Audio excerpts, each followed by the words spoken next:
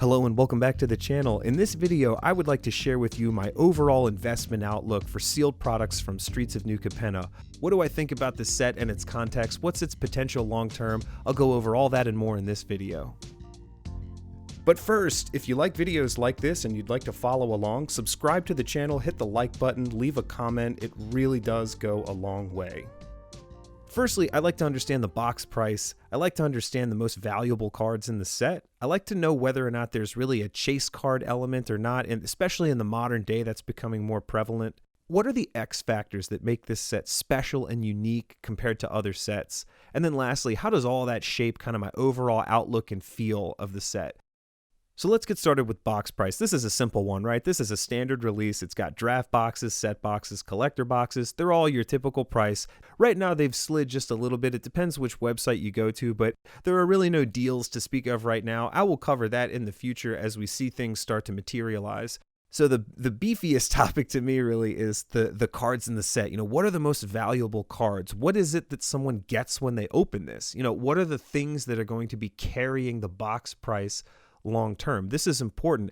I like for a set to be out for a couple or a few weeks so that people can get cards in their hands and then sort of figure out if they're good for any format. So that's what's happened here, and there are some cards that are finding their way into standard at the very least, and that is a good thing. That is, the prices reflect that. So Ob Nixilis in particular, I don't know if a ban might find its way to this card, but for right now, $30 for a standard frame, $33 for a borderless, and whoa, $178 for the foil etched version. You can only find that in collector packs. This a similar for Elspeth, although Elspeth is not being played as much.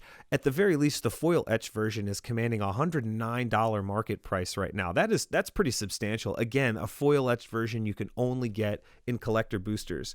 Another thing of note is that there are these gilded foil cards. I'm going to talk more about that in a moment, but these show up in 13% of collector booster packs, a measly 1% of set booster packs, but these do command some higher prices because they are just really rare and scarce. Again, I'll touch more on that in a moment. Urabrask as the Phyrexian card in this set's got everybody excited. I really love this. Kind of love the Phyrexian arc that they've threaded into these sets.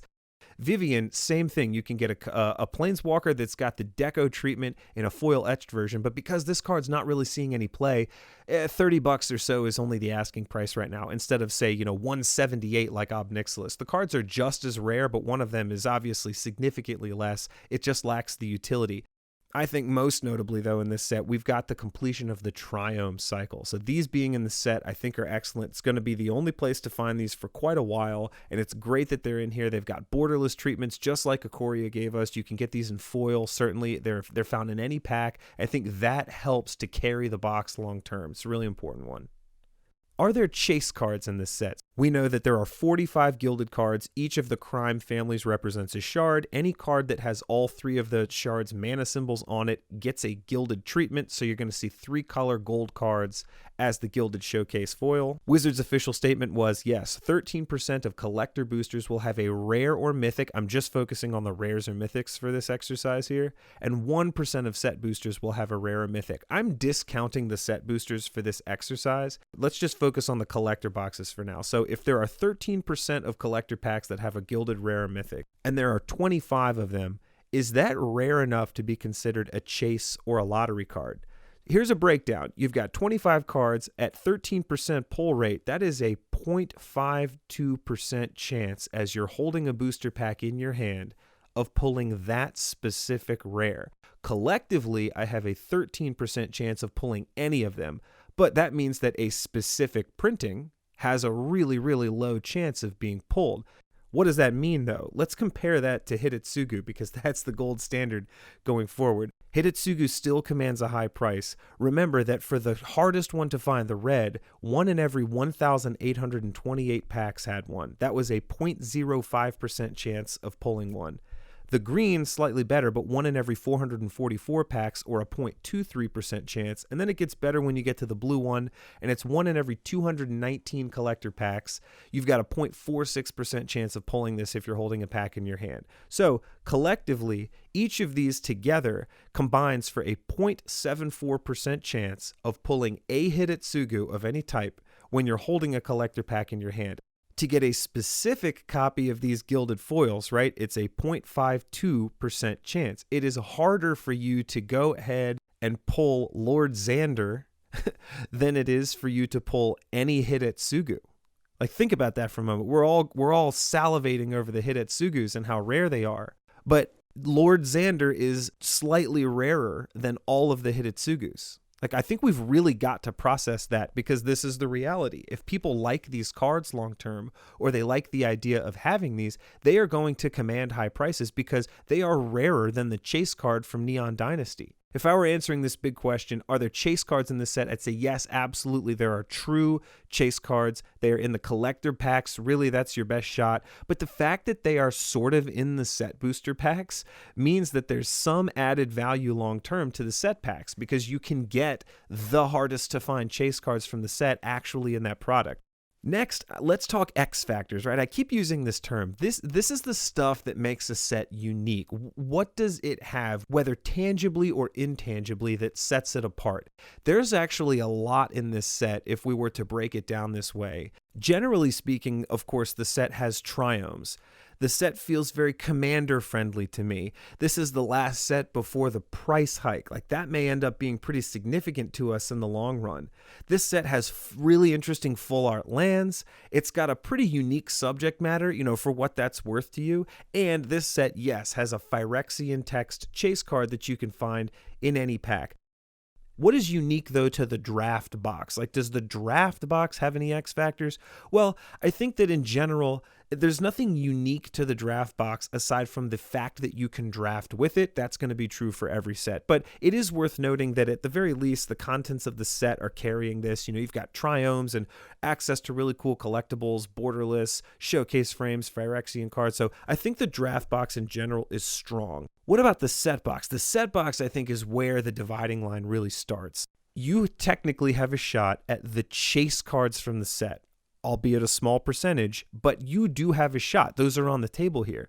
The list for this set, this is a really important point here. They have, if you're familiar with the list, the list is around 300 cards or so that are interchanged and modified. Each set, they put them in maybe one out of every 4 or so set boosters, right? The problem I think people have had with the list is that it is full of so much random bulk. Like, they're cute, the cards are cute. Oh, interesting, a reprint of something from like Tempest that has a word on it that's funny based on this set. But the cards aren't really like meaningful, right? They're not really worth anything. They have done away with the chaff. This set has been streamlined down to 67 cards only in this version of the list. They are all rares and mythics. They include a significant number of good cards. I did a little breakdown here, and you can see that the tabletop value of these 67 cards alone is around $433. There's cards like Vampiric Tutor on here. There's a really exclusive frame, Rafik of the Many. This is kind of interesting. Like, you'll only ever really find that in this set. So the list has some extra stuff going for it. That's to me a really cool edge. I've opened a number of set boxes, and yeah, you're pulling a decent number of rares and mythics in the list slot for a change, rather than just, common chaff. So that's going to be a really cool aspect of set boxes moving forward. Obviously, Wizard swings for the fence when it comes to these. You've got access to the etched foil deco treatment. These are the planeswalkers and mythics and rares that are commanding really high prices for these particular frames, and they're only found in this box. You've got, of course, access to the extended art, but the extended art is a premium on every card in this set so far. Excellent. And then you have a higher chance of pulling the real chase cards. If people want the chase cards, they're opening these packs, this product right here. If you want to hold something long term because you think that there's going to be appeal in the chase card, it's the collector box for sure. And you can see that the deco treatments are commanding a high price. There's a lot going on in this set, which is great. So what does this all mean? What is the general outlook? I like this product. I have to tell you too, I've been drafting it lately, and the draft environment is pretty fun too. I think that there is going to be good memory for this set. I think it's got cards that are appealing in a variety of formats. The treatments are very interesting. There's a Phyrexian piece in here. It's going to forever be part of this like mini set arc that led us up to the next sort of version of the Phyrexian invasion for people that care about lore. There's enough in there for me to really sink my teeth into, and I like that it's got features like triomes, gilded foil chase cards, beautiful alternative treatments, and some exclusivity in the collector boxes that is going to make for value that holds up. If Wizards didn't do the gilded foil treatment here, and they didn't do the exclusive collector booster treatment with the etched foil, you'd actually still have a lot to sink your teeth into. You know, you'd have good planeswalkers that are competitive. You'd have a whole triome land cycle. You'd have cards that are good for commander. You've got a solid draft experience, you know, unique subject matter. Okay, take that pretty good melting pot of characteristics and now throw in gilded foil chase cards, you know, throw in Phyrexian text cards, throw in etched foil exclusive treatments and collector boxes. Like, this set's got it all. I think you've got to decide for yourself how appealing it is to you, because most importantly, it doesn't matter if I like it. It matters that you like it. It matters that you buy what you love. You buy stuff that you're going to want to open, that you're going to be happy holding on to, because you've got to, in a way, form a relationship with these boxes of cards for a while. They're going to be here for a minute, you know? So I like the set a lot. I've got a very positive outlook when it comes to it. I do think, though, and this remains to be seen, but I do think that as people come off the high of Neon Dynasty and the chase card, and they are prepping for this major moment where Jumpstart, Commander Legends, Double Masters, and 2 Dominaria themed sets are all launching in quick succession, I think that people might pass a bit on this set given those factors. You may see some deals popping up on this product, some noticeable enough deals, even though I think it is a great set. Is a better, stronger set by a mile than AFR, Midnight Hunt, Crimson Vow. Those sets notoriously have, you know, cheaper boxes throughout their life cycle. I think that you could see some cheaper boxes from this for sure, just because the inventory wasn't moving enough, because people, oh my gosh, are really saddling up for what is to come. I think that's the only reason. This is a great set. If that's the case, I will back the truck up. That's for sure. I really do have a strong outlook for this set in general. I love opening it. I love seeking out the cards in it. I love the multicolor. I love the commander aspect. The draft experience is so fun, yada, yada, yada. I've said this all several times. Hey, ask me if I like the set. I have a position in draft, set, and collector boxes at this point. And from here on out, I'm going to just keep an eye out for really good deals. So if you can get boxes for somewhere near wholesale, if you've got a connection or a game store or a distributor or something to that effect, do that. If you can't, I would avoid paying the highest of retail right now, right? Like right now, the draft, set, and collector boxes may be the highest price they're going to be while the set is on allocation and in print.